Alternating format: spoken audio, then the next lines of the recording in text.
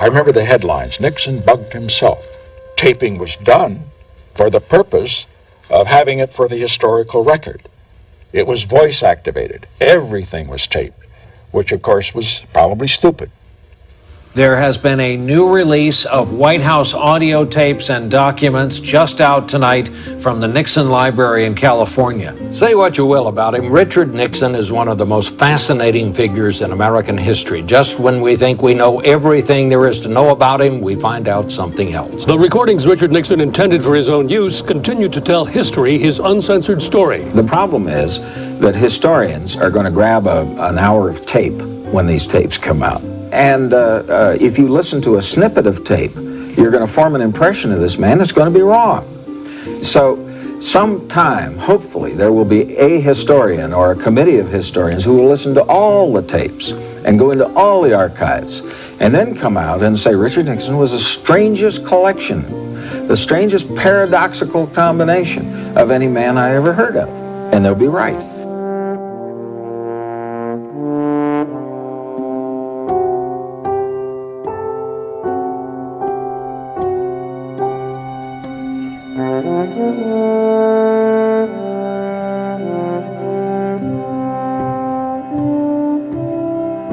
Mr. Nixon has always been a solitary figure, protected by only a few trusted associates.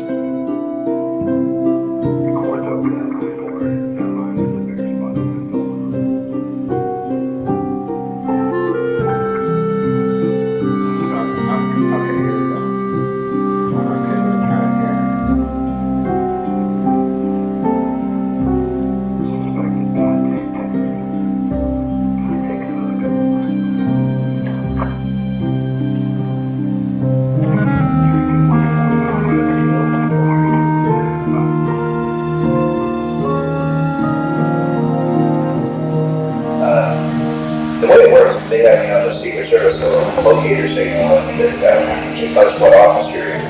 The other thing that they have on there is your telephone here and in your Oval Office, and I think in your Lincoln City, maybe Carlos. There's nobody there. This is all done automatically.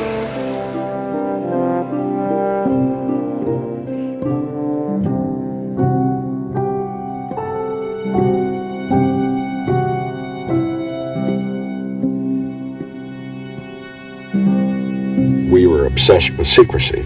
I was almost a basket case with regard to secrecy.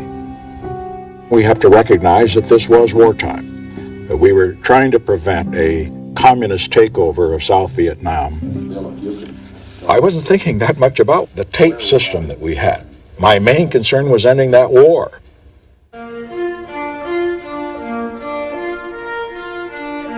The Nixon administration said today that it has no intention of permitting a communist military victory in South Vietnam, that the intensified American bombing of North Vietnam is an expression of that determination.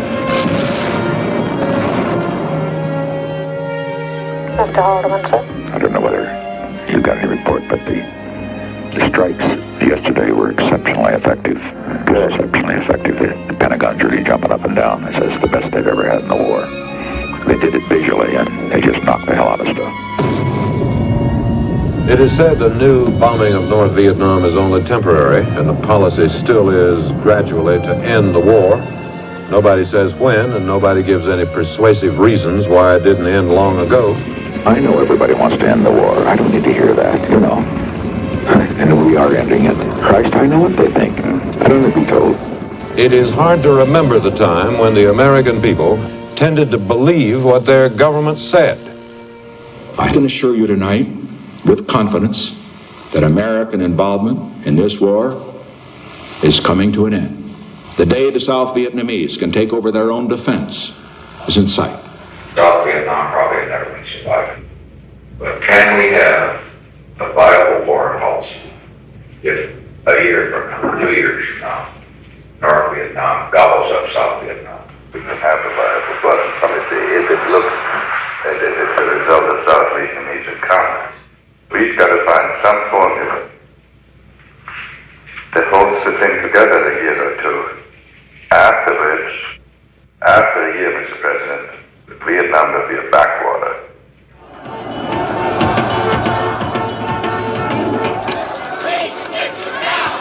we're veterans of Vietnam, and we're telling the American people that the war is wrong. I want to ask you who you're going to believe, the veterans of Vietnam or Tricky Dick? Dr. Kissinger, sir. Yeah, it really burns me up. We have no pride, do we, anymore, Henry? Nobody's got any pride anymore. They don't care about No real patriotism.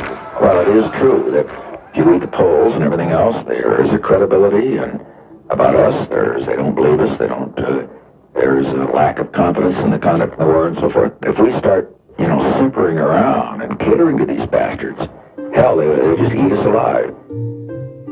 Each day, to facilitate the process by which the United States washes her hands of Vietnam, someone has to die so that President Nixon won't be, and these are his words, the first president to lose a war. This fellow Kerry, hell, he turns out to be really quite a phony. Well, he is sort of a phony, isn't he? I realize in this room there are many reporters who disagree with my policy to bring the war to an end in the way that I believe it should be ended, and who probably agree with the views of the demonstrators. I was insisting on and worked for peace with honor, and they wanted peace at any price. Richard Nixon was elected to end the war. This bloodbath started long ago, and we are a part of it, and it will continue daily as long as the war continues. Despite the fact that many members of Congress were making great noises against the war, and despite the fact that the media was overwhelmingly against the war, that was not the voice of America. The voice of America was the silent majority.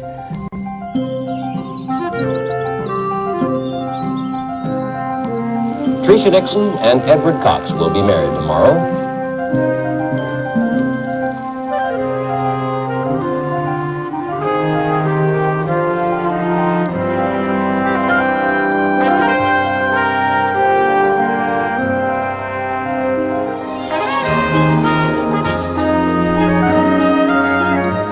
The women of my life have all been remarkable. I have always sort of prided myself on self-control. And I am emotional, but I don't believe you should share emotions. I am a great believer in privacy. Hello. Hi, Bill. Hey, that wedding was just great. It was you got to give Pat and Tricia the credit. They really worked, and that White House staff, weren't they great? It was absolutely superb. General Haig, sir. Ready. Hello. Yes, sir. Nothing else of interest in the world? Yes, sir. This goddamn New York Times expose of the most highly classified documents of the war. This is a devastating security breach of the greatest magnitude. I was very surprised and shocked, and of course Henry Kissinger was just as surprised. Mr. President, I have Dr. Kissinger calling you. What kind of people would do such things? It has the highest classification. Yeah. The thing, though, that Henry, that to me is just unconscionable. This is treasonable action on the part of the bastards that put it out. Thousands of pages of documents, secret documents from the Pentagon were published in the New York Times, the so-called Pentagon Papers. As a result of their publications, I know that it encouraged the enemy. Publication of parts of the 47-volume top-secret history of American involvement in Vietnam has triggered a major constitutional legal battle over government secrecy and freedom of the press.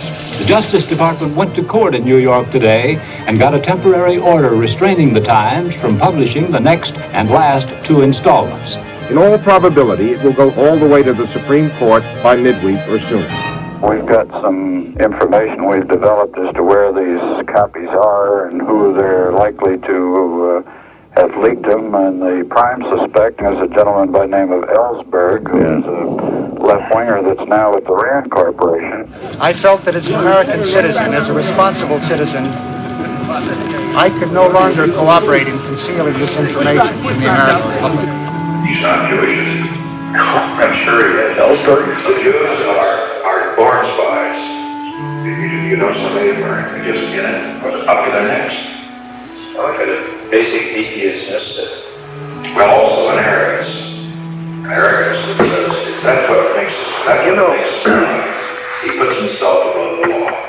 I want to look at any sensitive areas around where Jews are called upon. See, the Jews are all through the government.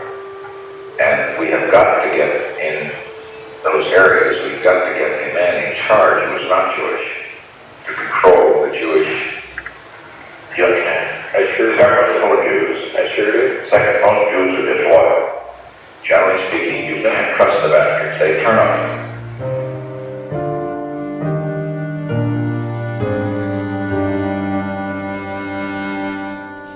The Supreme Court said no to the government and yes to the newspapers, voting 6-3 to let the New York Times and the Washington Post print the rest of the Pentagon papers. We've got to go gung-ho now on this Ellsberg. You make a martyr out of him when we're going to give an incentive to every little son of a bitch in this government to run out of the place and rat on us. Mr. President. Edgar, well, I'd like to check some of the other people around him. That's the others. I think there's a conspiracy involved This fellow Sheehan of the New York Times is involved. This fellow Jack Anderson here in Washington, that skunk that we have here. Is he in it too? Oh yeah, he's in it. We're up against an enemy, a conspiracy. They're using any means. We are going to use any means. Is that clear? No, you're keeping it on the wall. I really need a son of a bitch to work his butt off. Do it this time.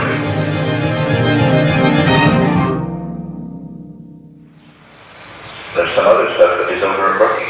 Brookings has no right to have classified that. We have moved it out of the Defense Department, copies out of the Defense Pentagon, took the whole file over there. They have a secure safe over there to hold this stuff in. I wouldn't be surprised if Brookings had the file. Let us smoke Brookings out.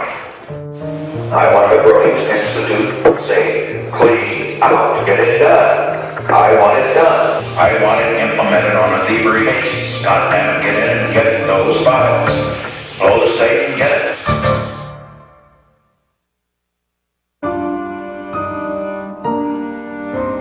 Domestically, the most important achievement, without question, were the appointments to the Supreme Court. We left a lot of blood on the floor, but we changed history in the United States. How can you tell us when you may make a nomination or nominations for the Supreme Court? I will make the nominations next week. Both.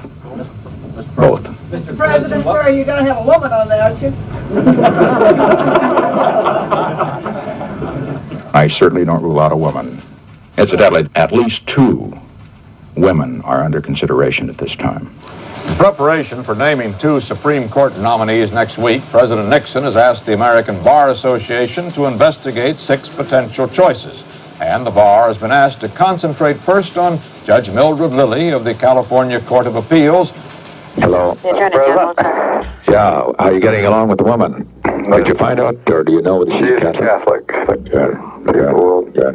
People will see that she's not one of these frigid bitches, you know. You tried, I know, the terrible ones. Yeah. Judge Lilly would be the first woman on the nation's highest court. Originally was appointed to the California bench by then-Governor Earl Warren, later Chief Justice. Oh, you said you talked to the Chief Justice. He's not anxious to have a woman on there, but no more anxious than I am. I don't want them to zero in too much on Lily. So I always handle a woman with a smile. Nobody thinks I'm going to do a woman until this story. Send up a half a dozen more names. Would you do that? Just to keep it confused. And send down one of those Jewish, send Levy's name in too. Would you do that, please? Get that done right away, okay? Which type of names? Oh, I don't give a damn who they are. I mean, some Jews and liberals and so forth, you know. I'm going to have Secretary just deny. So we've got several other names, too, that we're considering. But I would like to sort of get them off of the woman kick if we can. One dependable White House source strongly indicates the president will produce a surprise candidate, one not cleared by the ABA or mentioned in speculation. I still think that the Rehnquist thing is a damn good possibility. Incidentally, what is Rehnquist? I suppose he's a damn Protestant. I'm sure of that. That's too bad. Washbus as Washbus can be. Well, that's too damn bad. Tell him to change his religion. Right. I'll get him baptized this afternoon. Well, baptized and castrated. No, they don't do that. I mean, No, that's the Jews. Well, anyway, whatever he is, get him changed. A special investigating committee of the Bar Association decided last night that neither Friday nor Mrs. Lilly was qualified. What did you say, not qualified? Yep. Great. And you know what they said? Great. That she was probably as good as any woman that could be considered by the court. Yeah. This statement was made up there. She's the best qualified woman, but she's not qualified for the Supreme Court. Jesus, that's great. That's great. Have you told Rehnquist yet? Not yet, but I'm sure that he will be more than pleased. Please, Christ, he'll probably drop his teeth. I would expect so. Yeah, I don't want to see him. I think it's not. I don't think I should. There's no necessity for it. And I haven't seen Powell. I wouldn't know him if I saw him. Lewis Powell, William Rehnquist. Those are names you will remember, because they will add distinction and excellence in the highest degree to the Supreme Court of the United States. By design or not, the president has emerged from the controversy as having tried but failed to place a woman on the high court. The ABA's rejection played conveniently into his hands in escaping the much-anticipated historic appointment. Let me say that at least we have made a beginning, and there will be a woman on the Supreme Court in time.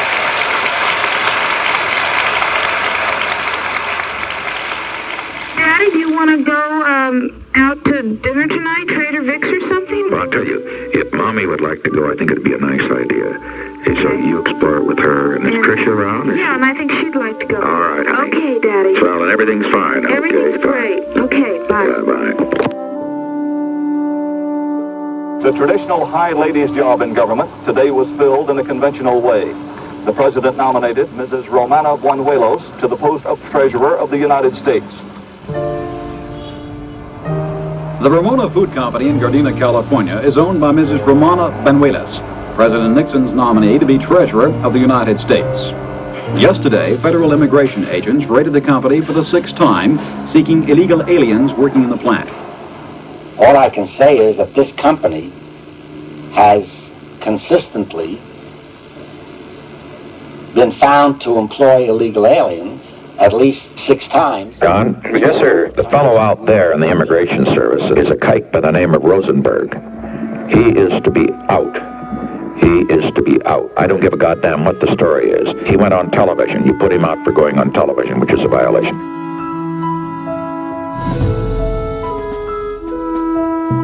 I want you to direct the most trusted person you have in the Immigration Service that they are to look over all of the activities of the Los Angeles Times, all underlined. We're going after everyone individually, collectively, their income tax they're starting this week.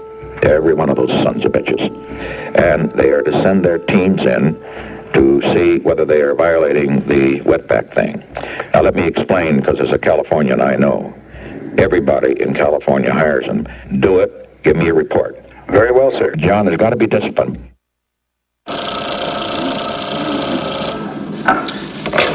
Hello. Secretary of the Treasury is just in my office and told me the good news that you were confirmed and unanimously. Oh, Mr. President, thank you very much for calling me. The Mexican-American is not as good as the Mexican. And you go down into real Mexico, and they're clean, and they're honest, they're moral. They've got heritage. They have heritage, but at the present time they steal, they're dishonest, they do a lot of other things. They do have some concept of family life, at least. They don't live like a bunch of dogs, which the Negroes do live like. We're going to put more of these little Negro bastards on welfare rolls at $2,400 a family. But I don't believe in this beginning, you know what I mean? It's work, throw them off the rolls, that's the whole deal. I have greatest affection for it, but I know they ain't going to make it for 500 years. They aren't.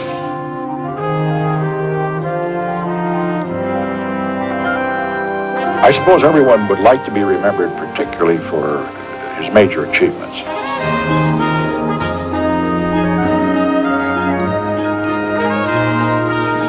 We are here today for the purpose of signing the Cancer Act of 1971. If the Cancer Initiative, which we began, could save lives, that'd be worth all the rest put together. One subject that Henry brought up was that Reston was in to see him. You're kidding. Yeah, and I want the goddamn staff to understand, and he must not have understood this, that the blackout on the Times is total. Well, he understood it. He stood in your office when we talked about this, and you made the point to him that he was not to see Reston, that you would not see Reston. That's right. I want you to tell Henry he should not talk to Reston. I invite the press in because I feel very honored to make this presentation. The President's relations with the press are more restricted and controlled in his behalf than those of any other modern-day president. You already have one that makes two. Or we just give you little trinkets for coming in. Mr. Colson, sir. Yeah. You must keep up the attack on the media. You've got to keep destroying their credibility. There's not a good one on the whole goddamn free network. No. Not one. Reasoner's bad, the whole damn bunch. Chancellor's bad. Yep. Cronkite's bad. Brather's bad. Oh, Jesus, it's awful. Severide, Daniel Schur, it's terrible. Daniel Schur is a correspondent for CBS News in Washington who is, like many reporters, occasionally at odds with the White House. It was disclosed today that the White House ordered an FBI investigation of Schur just after he had written a story unflattering to the president. You take the ball out of Dan Schur, he's always promoting something, isn't he? He incidentally is on, shouldn't get involved in this, but he's on our tax list. Good. They're going after a couple of media people, and I just want to harass them, just get them in trouble. Exactly. Bother people, just give them something to worry about. It's routine. To a great many citizens of this country, it is no longer an honorable thing to be a news broadcaster. The administration has set the country against us, apparently by some design. Because if you can discredit the press, then it doesn't matter much more what they say. Mr. President, as you enter this election year, public opinion polls indicated that the American people, about 50%, said that you lacked personal warmth and compassion. Why do you suppose that is? Without trying to psychoanalyze myself, because that's your job, I would simply answer the question by saying that my strong point is not rhetoric. It isn't showmanship. It isn't big promises. My strong point, if I have a strong point, is performance. Rather is just a son of a bitch, don't you think? He's going to always be a son of a bitch. He's just a bastard, period. Be sure Rather gets a few nasty notes on this reporting. I don't know whether it helps or not. Yes, it does. Yeah, he's very sensitive to that. Well, have you arranged that? Yes, sir. And I'd hit him hard. I have a temper. I control it publicly rather well. He's a very complicated man. His confidence results from an intellectual analysis of himself in relation to all the factors of his life. This explains his ability to make quick accommodations and dramatic changes in his policies, which is good, but it also explains the sometime periods of brooding retreat and dissociation, when the image of self apparently becomes an image of a strong man beleaguered by fools. Most of our media friends just can't resist psychoanalyzing because they think I'm a very complex and therefore interesting person. Vital to the president's hopes for re-election are the events now taking place in Vietnam. General Haig, sir. Yes, sir. Al, I wanted to ask you, how about that B-3 strike? Is it going to get off, or do we hear yet, or what? Yes, sir. As of now, it's on schedule, and the weather's favorable, and that would be the only thing that would stop it, crying. Be postponed. That would be starting tonight, then, yes, or today. Clock our time.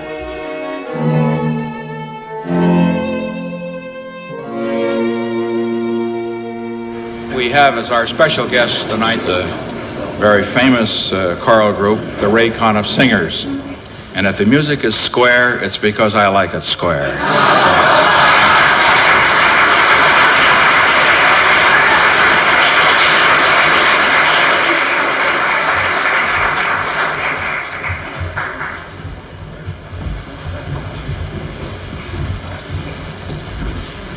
President Nixon, stop bombing human beings, animals, and vegetation. You go to church on Sundays and pray to Jesus Christ. If Jesus Christ were here tonight, you would not dare drop another bomb. Bless the Berrigans and bless Daniel Ellsberg.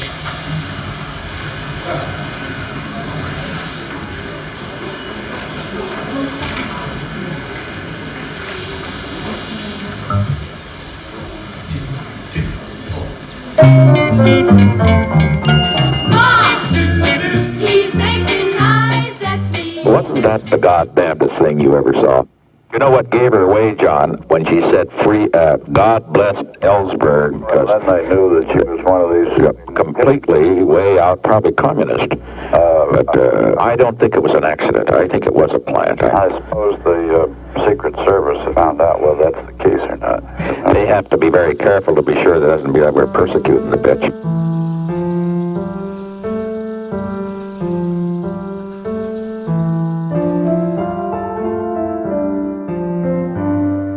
Without secrecy, we would not have had the opening to China.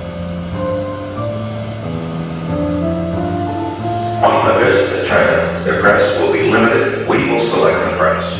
That's the one condition. We have to select the press. And it'll be the 3 networks, the 2 wires, and 1 cool man for the specials. 1. That's all we're going to take. You understand? Oh, we're going to play this way. We screw the New York Times and we screw the Washington Post. It was gloomy and cold with snow threatening, but an Arctic blizzard couldn't have dampened President Nixon's high spirits on this morning, as, shunning a topcoat, he said goodbye to the notables who had come to see him off to China.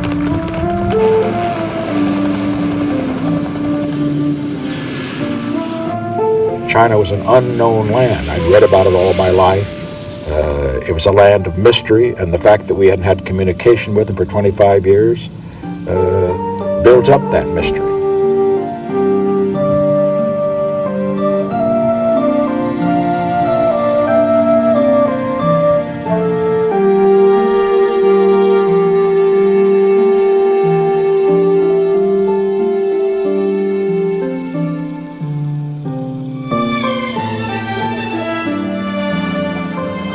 My problem is that I don't want to be too close to that many newsmen.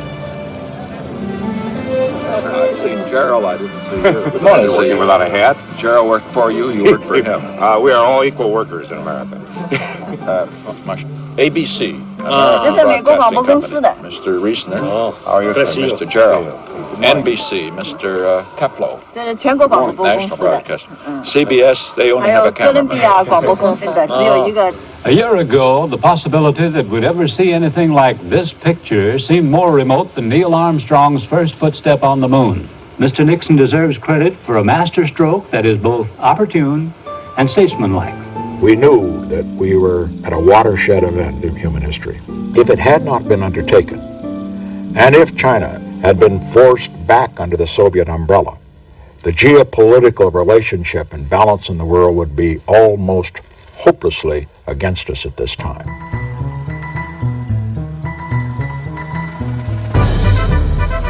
The question of what city gets the gift panda bears from mainland China has been settled. President and Mrs. Nixon decided today they should be displayed in the Washington Zoo. Just checking to see how the panda thing went. I've been in a meeting, and so I wasn't able to they check. were just darling. Yeah, did They raved about them. How did it work? Were you able to get up to them? Do you pet them or things like that, or they don't allow that, or how does it work? No, they're glass cage. Yeah. Mm-hmm. But did they get a good picture of it, I hope? Boy, it was well covered. Good. She was called Plastic Pat because she was my wife. The people that give that kind of image are basically the women reporters. And, you know, we talk about men reporters, but the women reporters are more bitchy than the men. You're very hard on female reporters, Mr. President. Oh, I'm hard on all reporters, but only in a friendly way. I would like to broaden the subject, Mr. President. There are the problems of drugs, of disaffection with the war, of general alienation. What do you see as the greatest problem facing the American family today? Well, you put your finger, of course, on 2 problems, but I think they tend to be more symptoms and causes. I think the fundamental cause must be a sense of insecurity that comes from the old values being torn away. Homosexuality, immorality generally, these are the enemies of strong societies. God damn it, we have got to stand up to these people. I do not mind the homosexuality, I understand it. Nevertheless, the point that I make is that, God damn it, I do not think that you glorify homosexuality any more than you glorify whores. Now, we all have weaknesses and so forth and so on. But goddamn it, what do you think that does to kids? You know what happened to the Greeks? Homosexuality destroyed them. Sure, Aristotle was a homo, we all know that. So was Socrates. You know what happened to the Romans? The last 6 Roman emperors were fags. You know what happened to the popes? Popes were laying the nuns. That's been going on for years, centuries. But when the popes, when the Catholic Church went to hell, it was homosexual, and finally had to be cleaned out.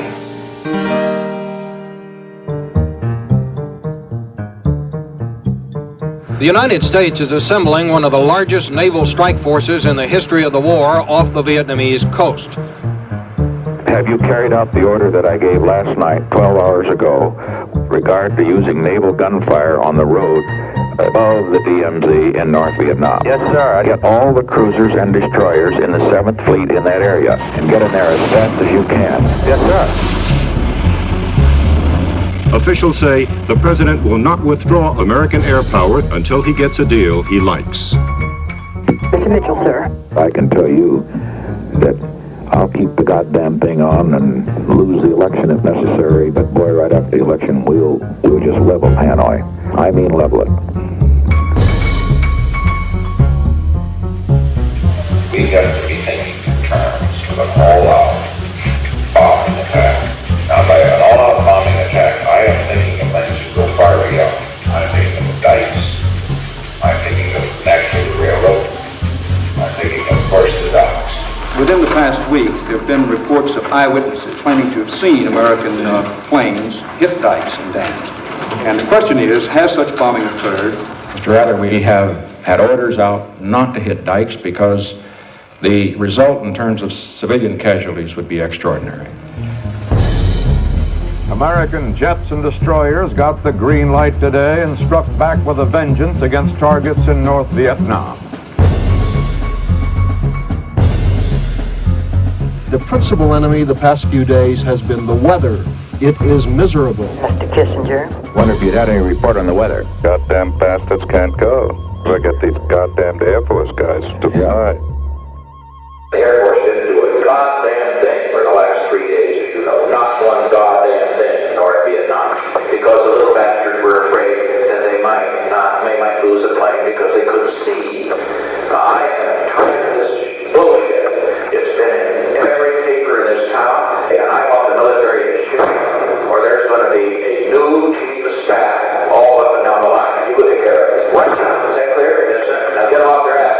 Are you bitching about it? No, sir. They're afraid that the weather isn't good enough.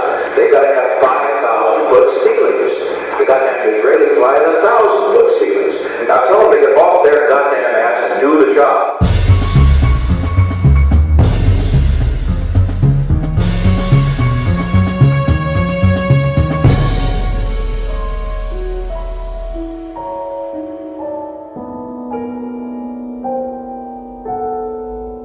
Our problem is that if we get out, after all the suffering we've gone through, we can't have it knocked over brutally, to put it brutally, before the election. That's right. We know that thousands of soldiers of North and South Vietnam and tens of thousands of innocent men and women and children will die in Indochina in 1972, for the simple reason that President Nixon will not allow the Saigon government to falter until he is secure at home for another term of office.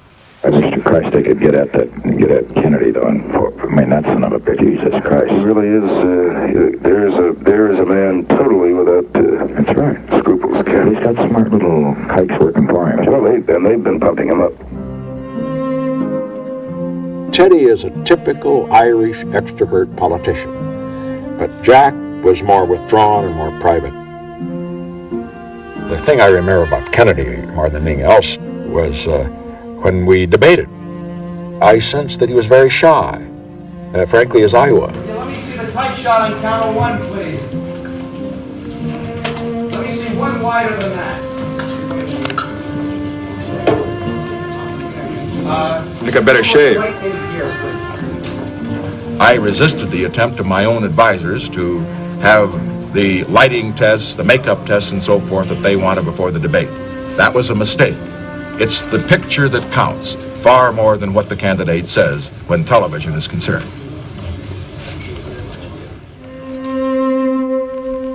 present trend continues, if Mr. Kennedy, Senator Kennedy, will be the next President of the United States.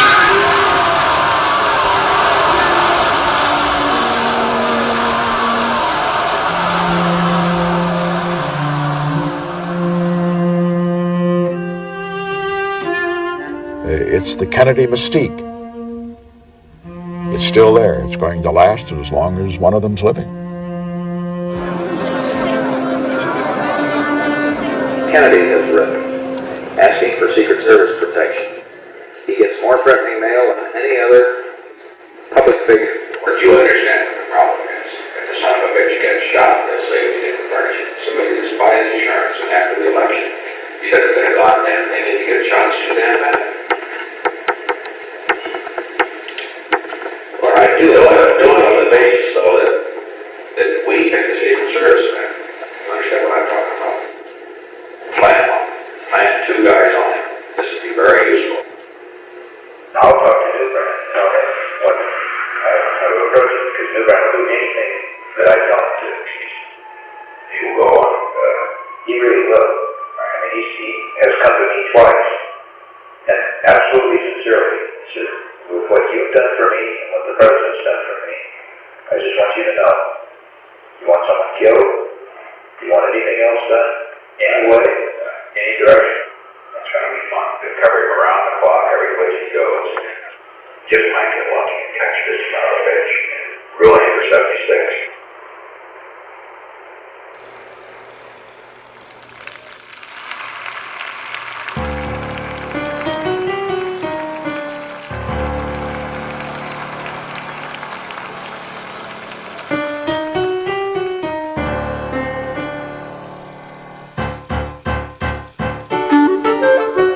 President Nixon's Air Force One touched down at Moscow's Vnukovo Airport and rolled up to the isolated VIP reception building at a remote side of the field.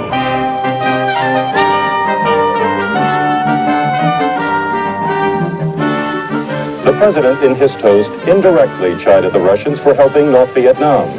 But his major point, it seemed, was that great powers have great responsibility. With great power goes great responsibility. I thought it was vitally important in my presidency to make some move toward negotiation rather than confrontation with the Russians. I would hope that 100 years from now that the world would be a safer place.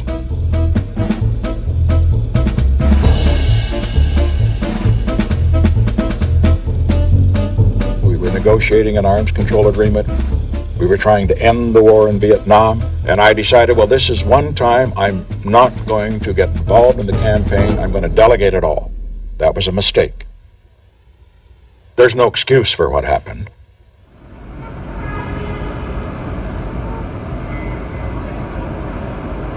Five men were arrested early Saturday while trying to install eavesdropping equipment at the Democratic National Committee. And it turns out that one of them has an office in the headquarters of the Committee for the Re-election of the President.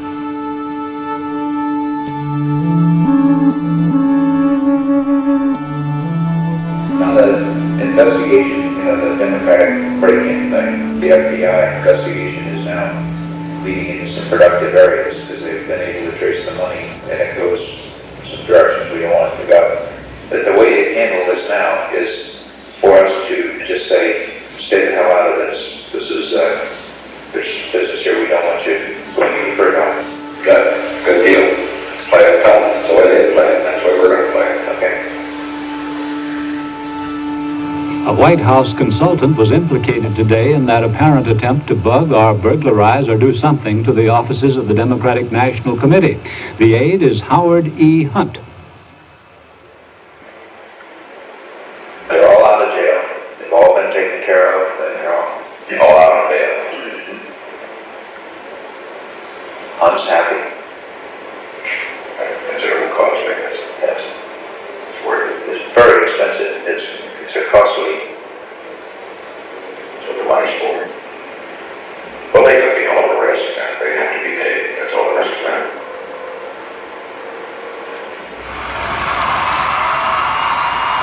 Just before 3 o'clock this morning in Miami Beach, the Democrats' nominee was George McGovern, the unconventional senator from South Dakota. Never underestimate the power of Richard Nixon to bring harmony to Democratic ranks.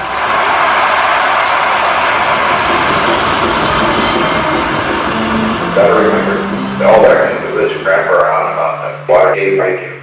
That's bullshit, right? You know, Watergate. Well, that's gonna pass. They'll indict 2 people and the goddamn thing's over. Because it's just one of those unfortunate things. 4 years ago, I proudly accepted your nomination for President of the United States.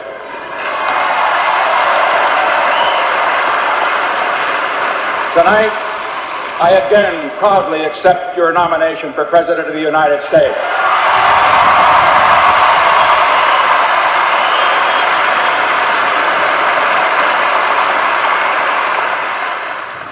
A federal grand jury has returned the first indictments in the Watergate bugging case.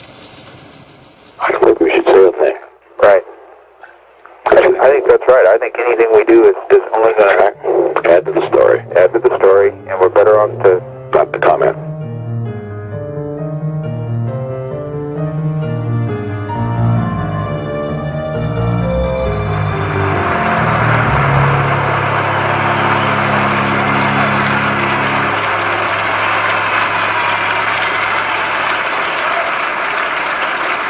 We shall, under no circumstances, abandon our POWs and our MIAs, wherever they are.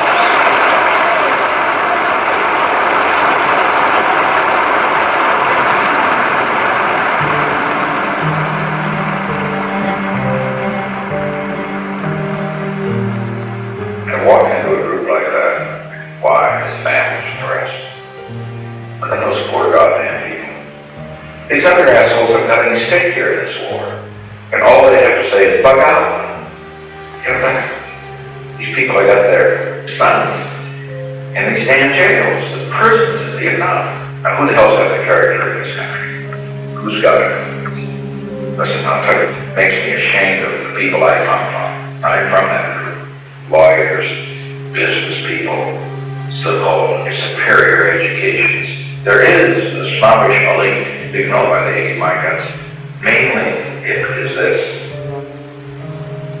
I'm not one of them. And they know it.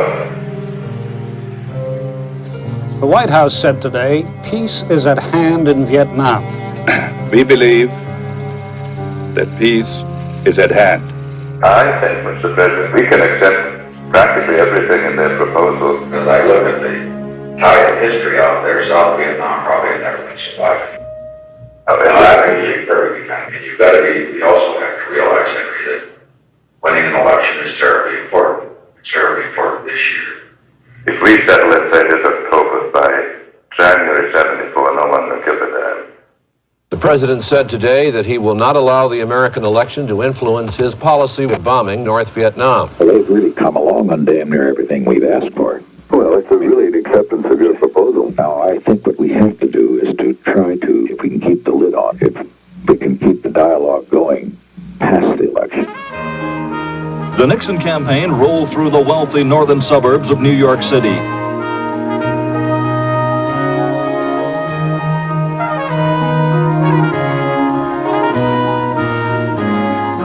It all gets down to character, a national character. McGovern is for softening the character, and I'm for toughening it up.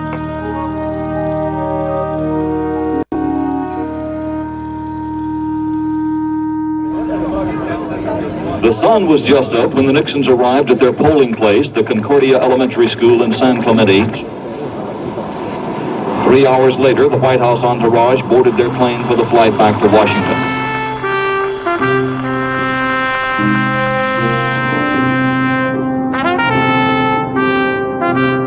President Nixon appears to have won re-election by the largest absolute majority ever in American history. You can see the dimensions of Mr. Nixon's landslide tonight. President Nixon with 63%, stunning performance. I simply want to say from the bottom of my heart, thanks for making our last campaign the very best one of all. Thank you.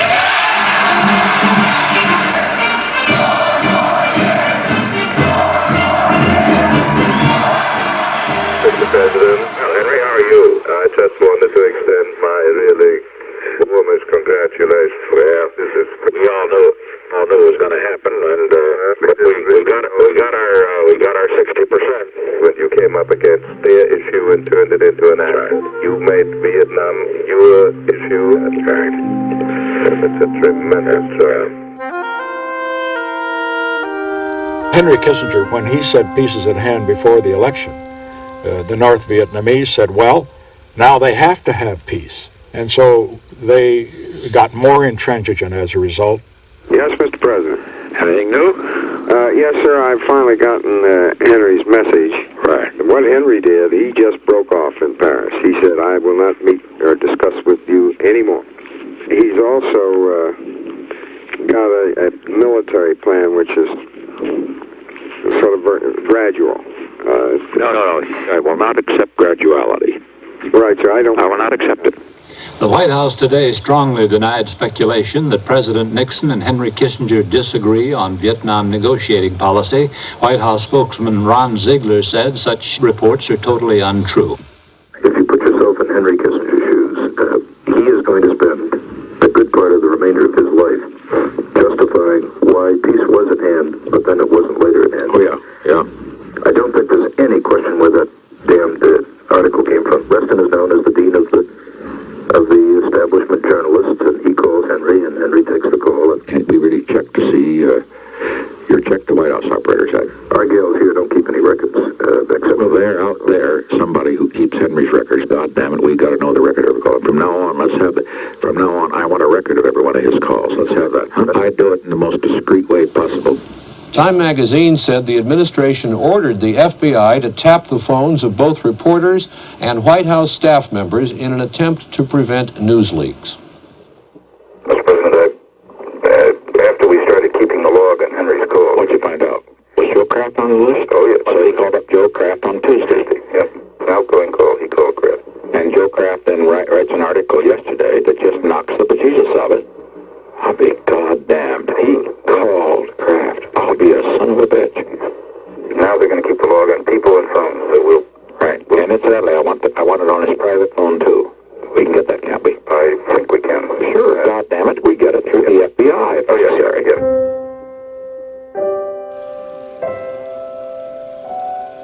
Reporters for the Washington Post were not invited to cover 3 White House parties given this weekend. Press Secretary Ronald Ziegler denies that there is any vendetta against the paper.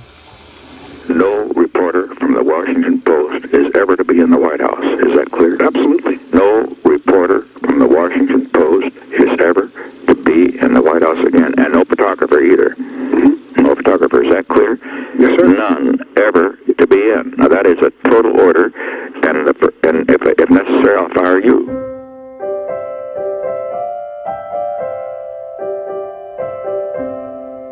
The most difficult military decision of my whole presidency was the so-called Christmas bombing of 1972. I decided it was time to get it over with. We're going to say we're doing this because they won't return our prisoner before Christmas. That's right. That's right. They were supposed to do it. They wouldn't agree, and we're going to bond and we get those prisoners back. President Nixon today took off the kid gloves and once again flexed America's air muscle. I was convinced that it would break the deadlock in the negotiations. Henry Kissinger agreed that that was the case. Mr. President, I just wanted to tell you that the third wave of B-52s got out and no planes shot down. Good. So, anything? Radio Hanoi has been off the air for 10 hours. All right. Good. And that is bound to create havoc up there. The administration contends that the raids are not terror bombing. The shift to the larger B-52s would seem to indicate that the raids have been designed for psychological as well as military gain. Mr. Colson, sir. The American people need some explanation of why it is we're continuing to bomb, and that it isn't simply an exercise in trying to decimate a country. It's too damn bad we aren't decimating the country.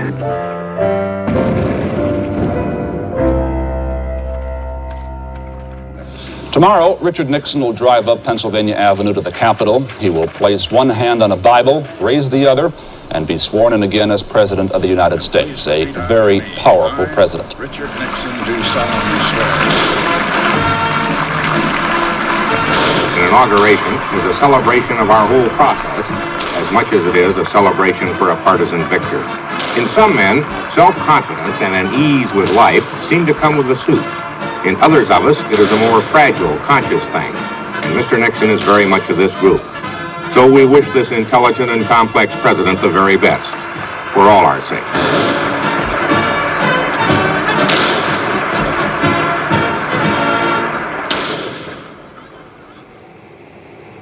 Oh. Hi, Dick. Oh, I thought you'd like to know and tell the girls that Kissinger's on his way back and we got the agreement. Oh, great. So, you tell them. Isn't that marvelous? Okay.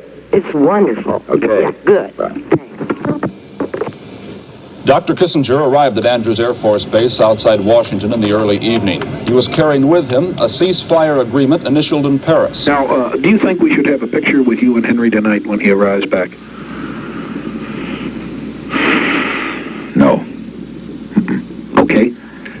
I don't think so. I think we don't want to build the Henry thing up all that much. I don't think we should have a picture. No.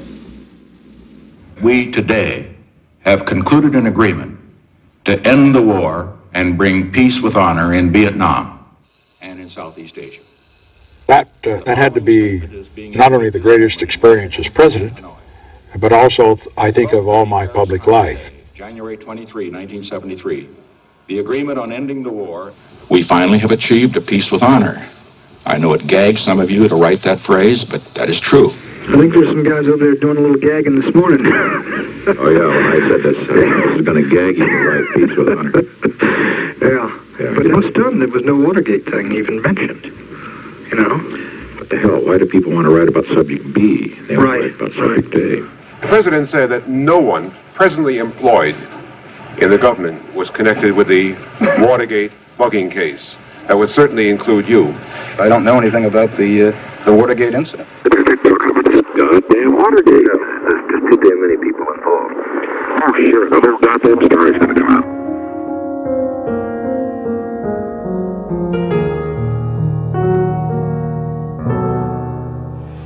We have a cancer close to the presidency that's growing. And it basically is because, one, we're being blackmailed. Two, people are going to start perjuring themselves very quickly.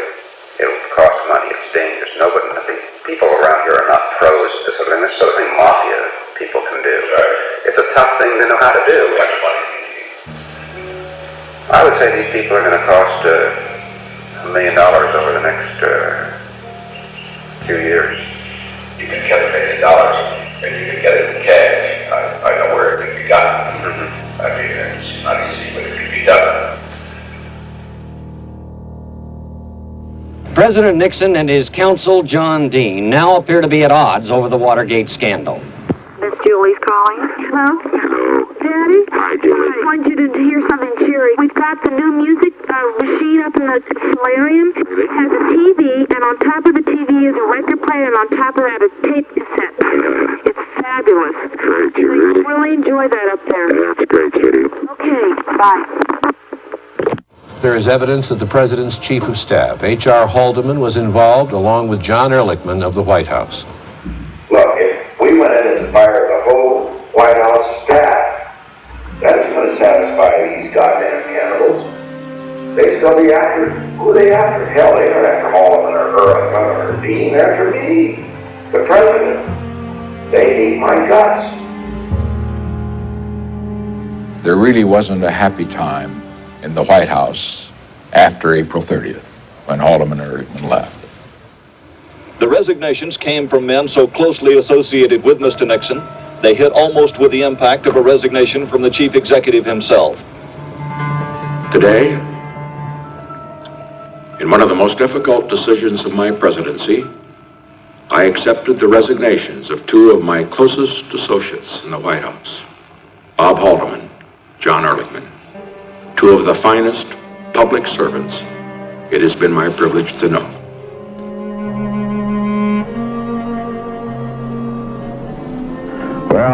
something, Bob, or you, or John, the rest, but goddammit, I'm never going to discuss this son of a bitching Watergate thing again. Never, never, never, never. But let me say, you're a strong man, goddammit, and I love you. And I love John. God bless you, boy. Okay. God bless you. I love you, you know. Okay. Like my brother. The President has asked me to announce that he has today requested and accepted the resignation of John Dean from his position of the White House counsel. Well, don't you get discouraged. You, Mr. President, I'm not discouraged. You do your job. You, 2 or 3 of us have got to stick around, try to hold the goddamn fort. And you have saved this country, Mr. President. The history books will show that when no one will know what Watergate means. FBI agents were sent into the White House today, normally the preserve of the Secret Service, to stand guard over the papers of H.R. Haldeman, John Ehrlichman, and John Dean. No one can remember the FBI being used that way before. Mr. President, yeah, this would protect those papers so they could not be removed. All files, any correspondence or anything that has to do with between me and any member of my staff belongs to the President, not to them. It's not their files, goddammit, they're mine. I'm not going to have these men treated like criminals, or goddammit, I'll fire this whole fucking staff. You understand that? The Pulitzer Prize Committee today awarded its Distinguished Public Service Prize to the Washington Post for its coverage of the Watergate scandal. Post reporters Carl Bernstein and Robert Woodward were also singled out in the citation for their dominant role in the inquiry. Nothing but the truth, so help you God. I do, so help me God. John Dean, the ex-White House counsel, testified today that President Nixon knew about the Watergate cover-up.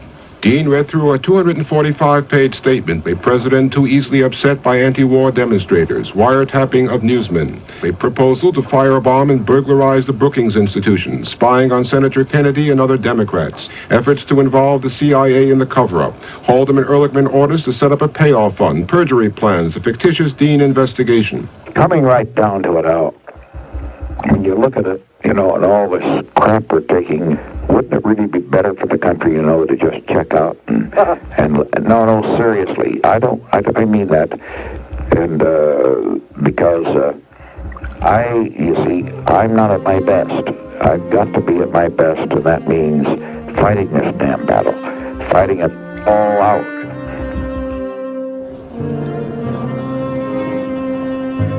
There was a surprise witness at the Watergate hearings today, and he made a dramatic disclosure. You aware of the installation of any listening devices in the Oval Office of the President?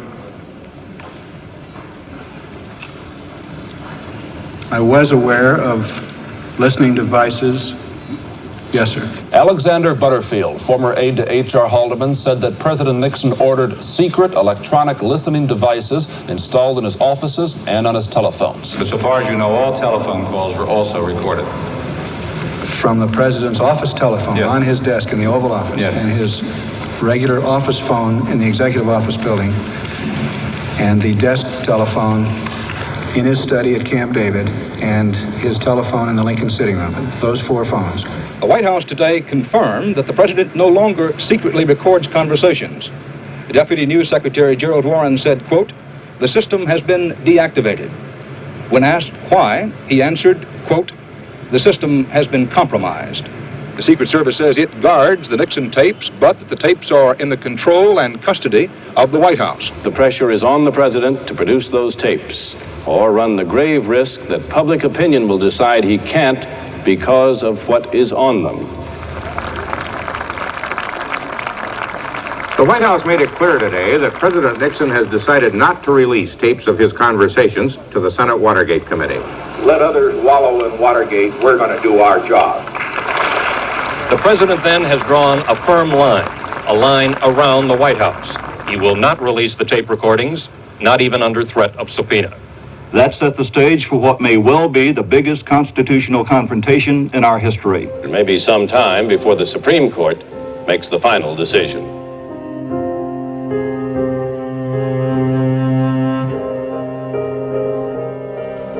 If I were to make public these tapes, containing as they do blunt and candid remarks on many different subjects, the confidentiality of the office of the President would always be suspect from now on.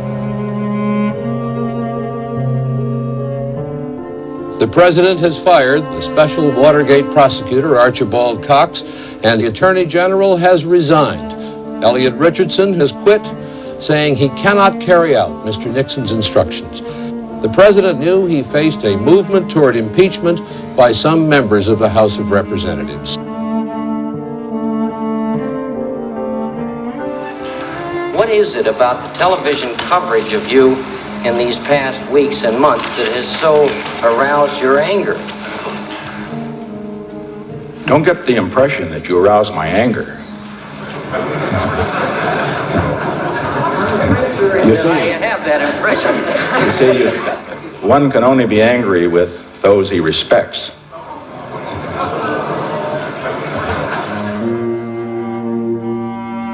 About 9 o'clock, I woke up, I called the office and asked Al Haig how things were going. This is really the first time in this whole period that he sounded really down. He said, well, not good. He said, the Supreme Court has just come down with a decision. When the decision came, it came with maximum impact. One decision, unanimous, delivered by the Chief Justice Warren Burger. President Nixon has not yet responded to the sledgehammer decision of the Supreme Court today, which ruled that he must immediately turn over tapes of 64 presidential conversations.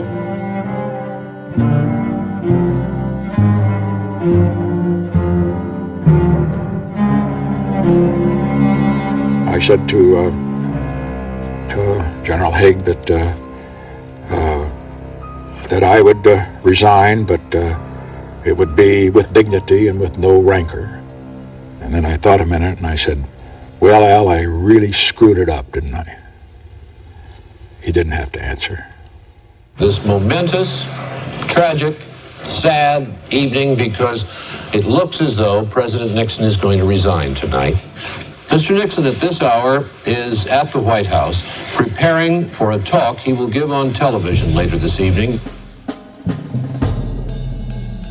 I don't know how I got myself together, but I did. Have you got an extra camera in case the lights go out?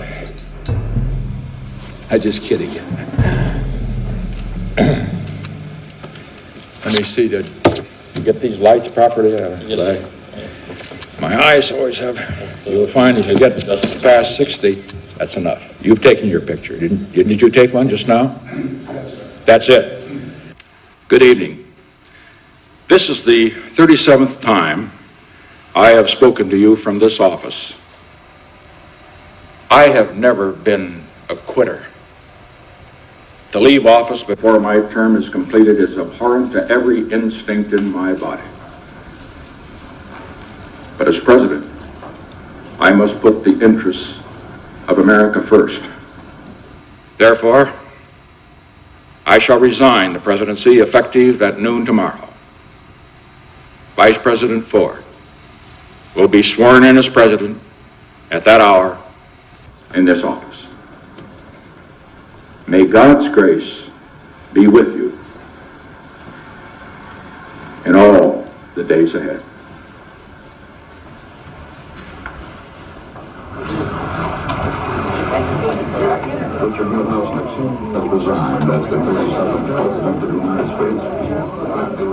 What is history going to say? How is it going to judge Richard Nixon? On China, on Russia, on Vietnam, the Supreme Court, these things all made a difference. What's up? I initiated programs in the field of the environment, and hunger, and cancer, and drugs that I think are very sound building blocks for the future. These are positive achievements. Yes, there was Watergate, the first president ever to resign the office. That's part of history.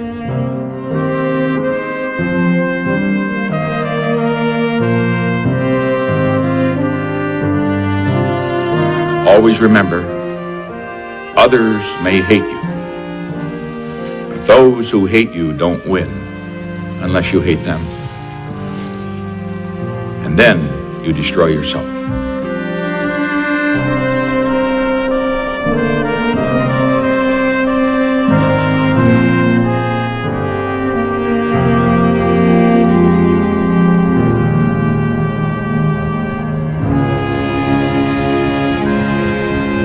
think perhaps the best description of how I felt then was of a little couplet that read, "I am hurt, but I am not slain.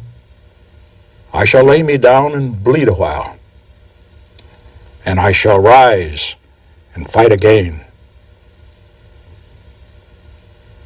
That's the story of my life.